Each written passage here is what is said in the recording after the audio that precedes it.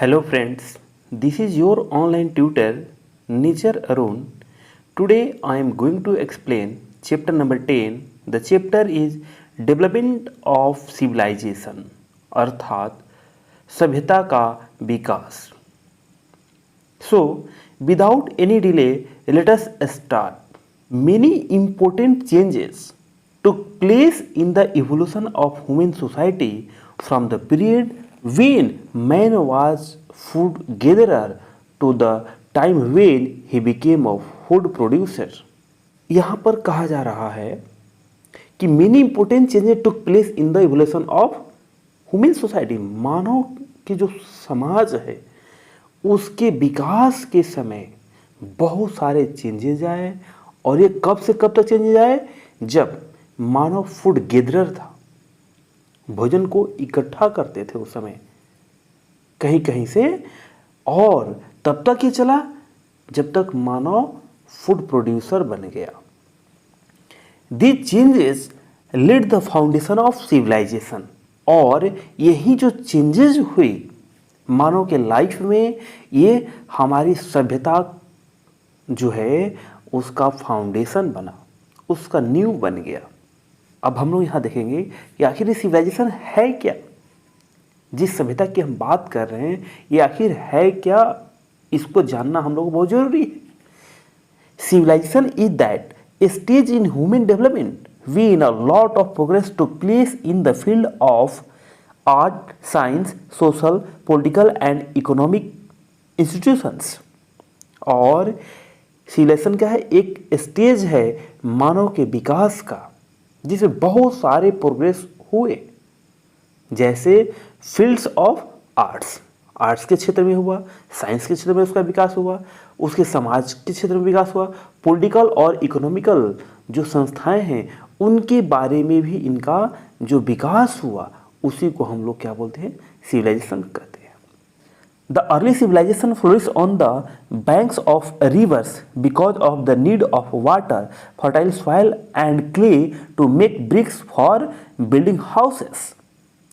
और जो प्राचीन सभ्यता का विकास हुआ था वो नदियों के बैंक के किनारे पर हुआ था. क्यों हुआ था? क्योंकि उस समय उनकी जो जल की आवश्यकता होती थी वो नदियों से पूरी होती थी, फर्टाइल सॉइल उनको वहाँ प्राप्त होती थी, और क्ले जो मिट्टी उनकी आवश्यकता होती थी वो भी कहाँ से मिलती थी? नदियों से, जिसे वो ब्रिक्स बनाते थे, ईंटें बनाते थे अपने घरों के लिए. Moreover, the water bodies provided opportunity for fishing, transport, trade as well as a moderate climate.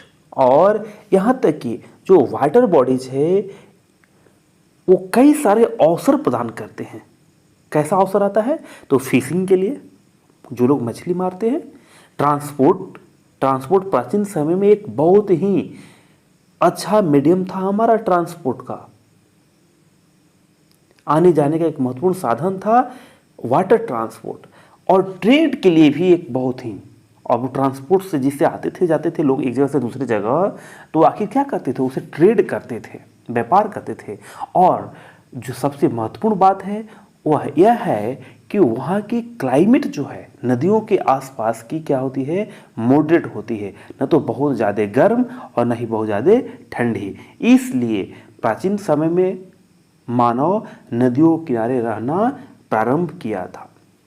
Man had learn the art of extracting and smelting of copper in the later neolithic period. और man जो है वो smelting और extracting करना, copper को सीख लिया letter neolithic period के बाद में. उसको गलाना, उसको पिघलाकर कुछ नए प्रोडक्ट को बनाना, ऐसा मानव लगभग आपको न्यूलिथिक पीरियड के बाद सीख लिए. His experiments helped him to produce a new metal called bronze. और ये जो एक्सपेरिमेंट हुआ, जो खोज हुआ, इसका बेनिफिट क्या मिला कि एक नए मेटल आविष्कार किया गया जिसका नाम दिया गया bronze, which is an alloy of two metals. और वह क्या है? ब्रॉन्ज क्या है? उसमें दो मेटल को मिलाकर बनाया गया है. For example tin and copper, tin और कॉपर को मिलाकर के ब्रॉन्ज बनाया गया। And is stronger and more durable than both. Tin और कॉपर अगर ये दोनों अलग अलग हैं तो ये बहुत ही स्ट्रॉन्गर नहीं है, बहुत ही ड्यूरेबल नहीं है, कमज़ोर है। और जब ये दोनों को मिक्स करके बनाया जाता है तो यह स्ट्रॉन्गर बन जाता है, ड्यूरेबल बन जाता है। This period thus came to be known as the bronze age, और इसलिए इस पीरियड को ब्रॉन्ज एज कहा गया। Do you know smelting? Smelting क्या है? It means to heat and melt and ore to obtain metal from it. Heat करना और उसको गलाना और फिर कुछ उसे नए मेटल प्राप्त करने की जो तरीका होता है उसी को स्मेल्टिंग कहा गया। यहाँ पर हम लोग क्या देख रहे हैं? 4 मेजर एंशिएंट सिविलाइजेशंस, जो 4 महत्वपूर्ण सिविलाइजेशन था वो यहाँ पर आपको दिखाया गया है। कौन कौन है? इजिप्टियन सिविलाइजेशन, उसके बाद क्या है? बेबीलोनिया सिविलाइजेशन या मेसोपोटामिया भी कहते हैं हम लोग, इंडस सिविलाइजेशन या वैदिक सिविलाइजेशन हो गया, और चाइनीज सिविलाइजेशन। ये 4 इंपोर्टेंट सिविलाइजेशन है जो यहाँ पर दिया गया है, उनमें से कुछ हम लोग स्टडी करेंगे। Hence, it helped the man to make better tools and implements to increases the efficiency and production। और जब ब्रॉन्ज का आविष्कार हो गया तो उसका फायदा क्या मिला मानव को? वो अच्छा टूल्स बनाने लगा और उसको इम्प्लीमेंट करने लगा, और उससे क्या फ़ायदा हुआ? उनके काम करने की जो क्षमता है वो बढ़ गई, उनकी प्रोडक्शन की क्षमता बढ़ गई। Moreover this period saw the development of new skills and crafts. और यहाँ क्या होता है? इसके वजह से जो है ऐसा पाया गया कि इस सभ्यता में एक नए स्किल का खोज हो गया और वहाँ एक नए क्राफ्ट्स भी बनाए जाने लगे। The village settlements started exchanging goods.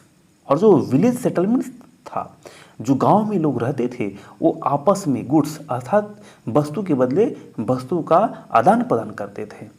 The progress in the field of trade and growth of cities led to the rise of civilisation. और ये जो प्रोग्रेस हुआ किस चीज में? ट्रेड में और सिटी में, तो वह आखिर क्यों हुआ? सभ्यता के हमारे विकास की वजह से हुआ। Remains of ancient civilization have been found in Mesopotamia, modern Iraq, southern Turkey and eastern Syria, Egypt, China and India. Remains of ancient civilizations कई जगह पाया गया है, उसका एग्जाम्पल यहाँ दिया गया है। कहाँ पाया गया? Mesopotamia, modern Iraq, southern Turkey and eastern Syria को कहा जाता है। इजिप्ट में मिला, चाइना में मिला और इंडिया में पाया गया। The study of civilization enriches our knowledge and helps us to understand the common characteristics as well as the differences among different culture. और जब हम इन सिविलाइजेशन के बारे में स्टडी करते हैं तो यह हमें ऐसा ज्ञान प्रदान करता है और वहाँ तक पहुँचाता है, वहाँ तक हमारी समझदारी को डेवलप करता है, जिससे हम लोग कई डिफरेंट कल्चर के बारे में जानते हैं, उनमें क्या डिफरेंसेस हैं, उनकी क्या खूबी है, उसको हम लोग आसानी से जान पाते हैं।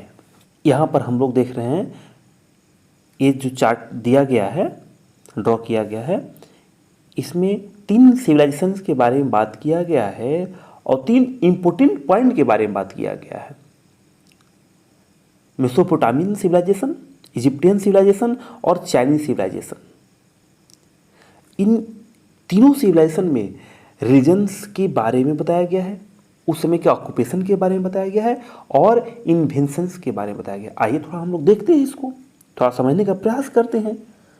तो मेसोपोटामियन सिविलाइजेशन में जो रीजन था उस समय कैसे लोग क्या करते थे, तो यह बताता है कि worshipped forces of nature in forms of many gods. मतलब प्राकृतिक देवता को वो लोग मानते थे और उनको कई गॉड के रूप में पूजा करते थे। बट इजिप्टियन सिविलाइजेशन में क्या था? Worshipped sun god, Ra worshipped nature in the form of moon and floods. वहाँ पर नेचर के फॉर्म को पूजा किया जाता था कई सारे रूप में, और यहाँ पर सन को, Ra worshipped nature in the form of moon, यहाँ पर भी नेचर के रूप में पूजा किया जाता था, लेकिन किसका? मून का और फ्लड का। बट चाइनीज सिविलाइजेशन में क्या था? Worshipped nature in the form of earth and oracles. और चाइनीज में यह क्या होता था? यहाँ भी नेचर के रूप में किया जाता था, लेकिन अर्थ के रूप में होता था, नेचर का ही पूजा होता था। और ओरासल्स जो आकाशवाणी होती थी उसका चाइनीज सिविलाइजेशन में मान्यताएं थी। अब ऑक्यूपेशंस कैसे थे उस समय के? मेसोपोटामिया सिविलाइजेशन में agriculture, pottery, glass and cloth making का ऑक्यूपेशन था। बट इजिप्टियन में क्या था? एग्रीकल्चर और डोमेस्टिकेशन ऑफ एनिमल्स था। थोड़ा सा बदल गया इसमें, एग्रीकल्चर उसमें भी था बट उसमें डोमेस्टिकेशन ऑफ एनिमल नहीं था, बट इजिप्टियन सिविलाइजेशन में है। चाइनीज में क्या था? एग्रीकल्चर। देखिए तीनों में क्या है? सेम है एग्रीकल्चर।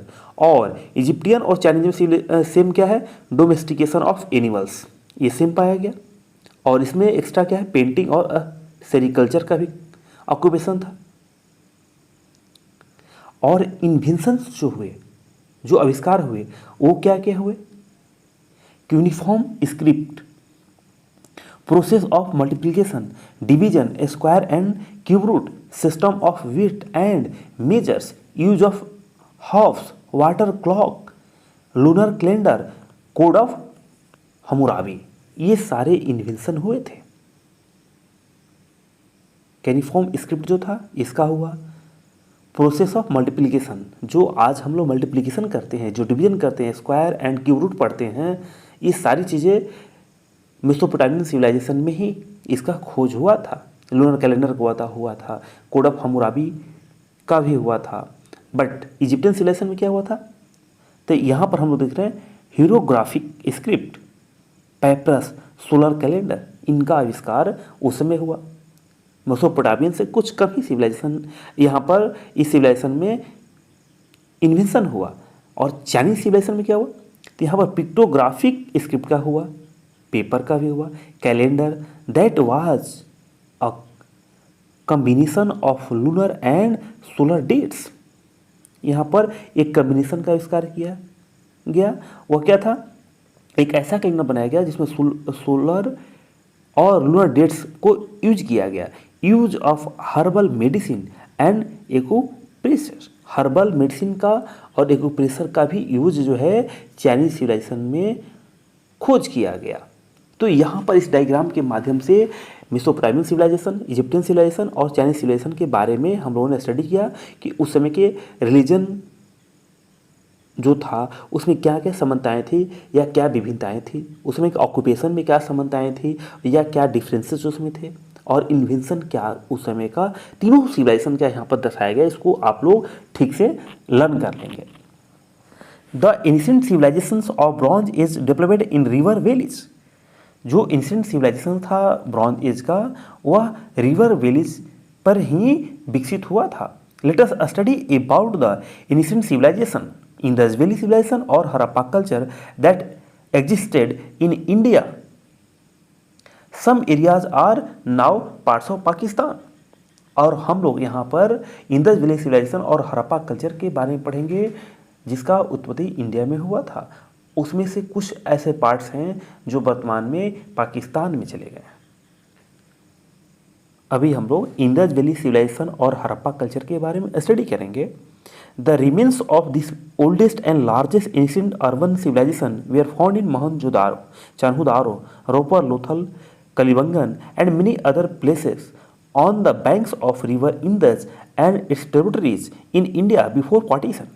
कहा गया है कि ये जो ओल्डेस्ट और लार्जेस्ट एंशिएंट अर्बन सिविलाइजेशन था, शहरी जो हमारी सभ्यता थी, ये पाया गया कहाँ पर? मोहनजोदारो में पाया गया, चान्होदारो में पाया गया, रोपर में, लोथल में, कलिबंगन में और अन्य कई सारे प्लेसेस में। नदियों के किनारे पर जो इंडस रिवर थी उसके बैंक के किनारे पर पाया गया, और उसके ट्रिब्यूटरीज जो थी, जो उसकी सहायक नदियाँ थी भारत में, उन सभी जगहों पाया गया जब भारत का विभाजन नहीं हुआ था। उससे पहले the coins and other materials were excavated first at Harappa in Punjab now a part of Pakistan in 1921 by Shri R B. Dayaram Sahni.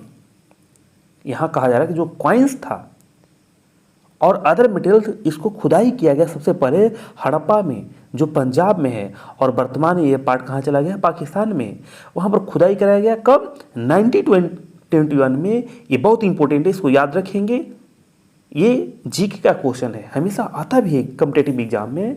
और किसके द्वारा कराया गया, तो आर.बी. दयाराम साहनी के द्वारा कराया गया था। He proved that 5000 years ago there lived a civilized race in India। और ये प्रूफ कर रहा है यहाँ पर कोई सिविलाइज्ड सभ्यता, कोई मानव यहाँ पर रहते थे। यहाँ पर जो हम पिक्चर देख रहे हैं यह इंडस वैली सिविलाइजेशन के बारे में इंडिकेट कर रहा है। जैसा कि अभी हम लोगों ने पढ़ा है कि इंडस वैली सिविलाइजेशन कहाँ कहाँ पाया गया, तो मोहनजोदारो में पाया गया। देखिए ये यहाँ पर स्पष्ट आपको दिख रहा है मोहनजोदारो। आप राइट साइड में बिलो में जब देखेंगे तो चान्होदारो भी यहाँ दिख रहा है। इंडस वैली यहाँ जो रिवर है आप देख रहे हैं टॉप में, ये सारे यहाँ जो है इंडिकेट किया गया है, जिसको आप बताया गया है कि यहाँ पर इंडस वैली सिविलाइजेशन पाया गया। आप यहाँ पर मैप में देख रहे हैं ये लोथल पर भी पाया गया था। तो इस तरीके से इस मैप को आप थोड़ा आसानी से समझने का प्रयास करेंगे, जिससे आपको समझ में आ जाएगा कि इंडस वैली सिविलाइजेशन कहाँ कहाँ पर विकसित हुआ था, कहाँ कहाँ पर पाया गया था। This civilization came to be known as Indus valley civilization और Harappa culture, as all the cities and objects found in Harappa resemble it. और कहा गया कि ये जो सिविलाइजेशन था इसको इंडस वैली सिविलाइजेशन के नाम से जाना जाता था, या हड़प्पा कल्चर के नाम से जाना जाता था। As all the cities and objects found in Harappa, और ये सारा जो सिटी था या अदर ऑब्जेक्ट्स था वो हड़प्पा में पाया गया, जो रिजेबल था। थोड़ा सा अब हम लोग डिटेल जानने का प्रयास करते हैं इंडस वैली सिविलाइजेशन के बारे में। तो उसमें जो सिटी प्लानिंग थी बहुत ही फेमस थी और बहुत ही अच्छी थी, उसके बारे में थोड़ा जानने का प्रयास करते हैं। The excavations prove that the cities were well planned.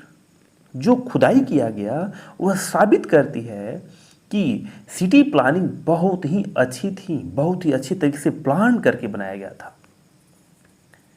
Most cities were divided into 2 parts, और अधिकतर जो शहर थी उसको 2 भागों में बांटा गया। The upper rise part was called citadel, जो अपर पार्ट था उसको सिटडल कहा जाता था, and lower part was known as lower town, और जो निचली भाग थी उसको लोअर टाउन कहा गया। यहाँ अंडरलाइन भी किया गया है, ये सारी इंपॉर्टेंट लाइन है, इंपॉर्टेंट वर्ड है, इसको ध्यान देंगे आप लोग। The citadel was the central part of the city, जिसको हम लोग अपर पार्ट या सिटडल कहते हैं, वो जो था वो सेंट्रल पार्ट है शहर का, अर्थात मध्य की भाग है। कौन सा, सिटडल, याद रखेंगे। It enclosed important buildings like the great bath, the greenery and the town hall. और यह इंक्लोज था किससे, जो इंपोर्टेंट बिल्डिंग्स था जैसे ग्रेट बाथ, ग्रीनरी और टाउन हॉल से। The lower town was the residential area, और जो लोअर टाउन था वो रेसिडेंशियल एरिया था, आवासीय क्षेत्र था। A huge great bath has been discovered at Mohenjo-daro in the middle of Citadel, और एक बहुत ही बड़ा स्नानगार पाया गया कहाँ पर, मोहनजोदारो में, जो मिडिल ऑफ सिटडल था वहाँ पर पाया गया, एकदम बीचों बीच में। It is a deep bath 12 meters long and 7 meters wide with the maximum depth of 2.4 meters with steps leading down into it। और यहाँ पर जो है एक ग्रेट बाथ मिला सिटडल के बीचों बीच में, तो वहाँ पर डिस्कवर किया गया था मोहनजोदारो में बीचों बीच में, और वहाँ पर पाया गया जो ये ग्रेट बाथ था उसका डीप बाथ था, कितना 12 मीटर्स वो लॉन्ग था, लंबा था, और 7 मीटर चौड़ा और 2.5 मीटर वो क्या था, गहरा था। और उसमें उतरने के लिए स्टेप्स बनाए गए थे, सीढ़ी बनाया गया था। आप सभी यहाँ पर देख रहे हैं, यही है वो ग्रेट बाथ जो मोहनजोदारो में सिडल के बीचों बीच पाया गया था। Perhaps people use it for religious purposes as they believed the, और जैसा कि इस ग्रेट बाथ को जो उस समय के पीपल थे वो इसको यूज करते थे अपने धार्मिक पर्पज के लिए, किसी धार्मिक कार्यों के लिए इसको यूज करते थे। As they believed the water to be great purifier, और यह जो है वाटर बहुत ही शुद्ध है। The great bath had a well planned system of water supply and drainage system, और उस ग्रेट बाथ का जो वाटर सप्लाई सिस्टम था, जो ड्रेनेज सिस्टम था, वो भी बहुत ही सुनियोजित तरीके से बनाई गई थी, बहुत ही अच्छी तरीके से बनाई गई थी। The imaging fact is that it brick work was completely water proof, और सबसे जो बड़ी फैक्ट थी या अमेजिंग थी, कल्पना करने वाली थी, वह यह था कि उसको वाटर प्रूफ कंप्लीटली बनाया गया था, ब्रिक वर्क, ईंटे से। तो सोच लीजिए कि उस समय टेक्नोलॉजी कितना डेवलपिंग होगी कि जो ग्रेट बाथ बनाया गया वो बिल्कुल वाटर प्रूफ बनाया गया। The floor of the tank was build with gypsum plaster and a thick layer of bitumen natural tar, और जो टैंक था उसको जिप्सम से बनाया गया, प्लास्टर से बनाया गया, और thick layer of bitumen natural तार से बनाया गया था। The Seidel also house the ruling classes, the priest and the merchants, और जो सिटिडल था वहाँ पर प्रिस्ट सन्यासी लोग या जो व्यापारी लोग होते थे वही वहाँ पर बैठते थे। A high and thick wall protected the citadel from the frequent floods of the Indus Valley, और उस सिटिडल को एक जो है मोटा वाल से सुरक्षा प्रदान होता था, जिससे वो इंदस वैली से जो बाढ़ है उसे वह बच सके। A small merchants, craftsmen and laborers inhabited the lower town, और जो छोटे छोटे व्यापारी थे, क्राफ्ट्समैन थे, या जो मजदूर किस्म के जो व्यक्ति थे, वे सभी लोअर टाउन में रहते थे।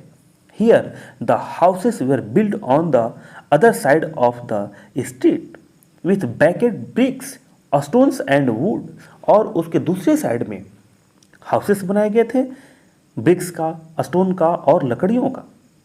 Each house had 2 or 3 stories with stairs, और प्रत्येक घर कम से कम 2 और 3 स्टोरेज था जिसमें स्टेयर भी होता था। All the streets cut each other at right angle, और सबसे जो महत्वपूर्ण खूबी था हड़प्पा कल्चर में जो सिटी थी उसका ये था कि वह प्रत्येक जो स्ट्रीट था वह राइट एंगल पर एक दूसरे को काटती थी। इसका भी एक बहुत ही बड़ा राज है, आखिर क्यों ऐसा होता था। अब जरा सोचिए, यहाँ पर आप देख रहे हैं स्ट्रीट विथ ड्रेनेज, वो स्ट्रीट जो है वो ड्रेनेज के साथ में यहाँ बनाया गया है, आप सभी देख पा रहे हैं।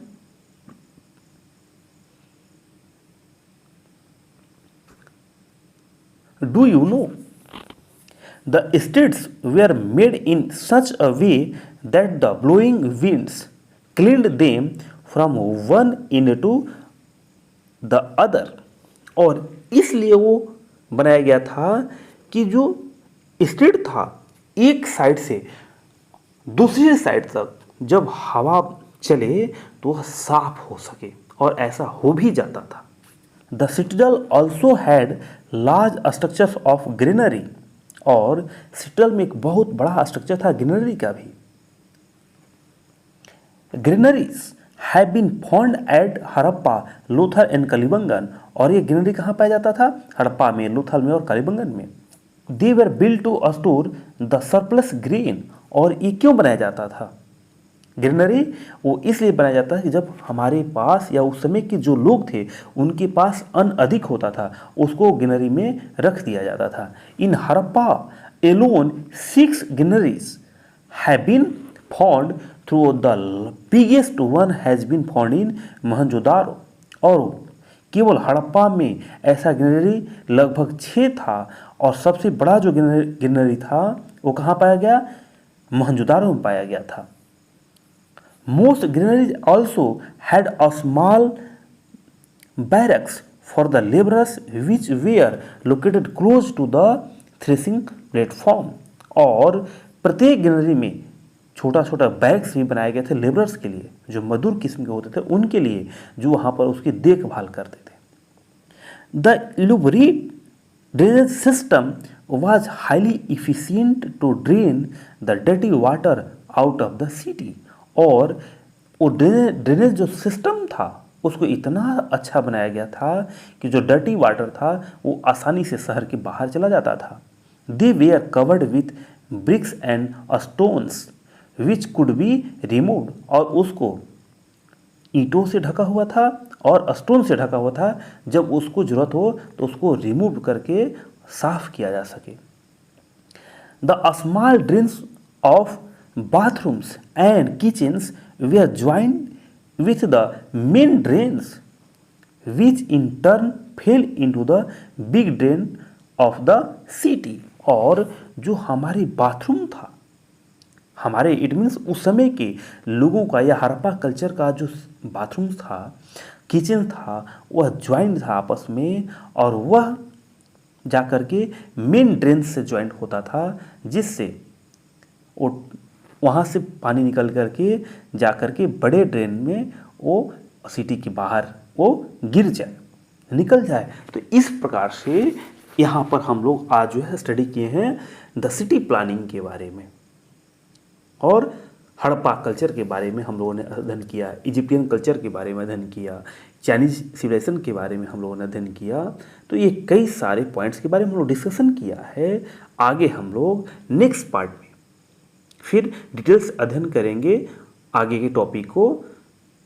आज के लिए इतना पर्याप्त है, फिर मिलेंगे नेक्स्ट वीडियो में। तब तक के लिए गुड बाय, जय हिंद।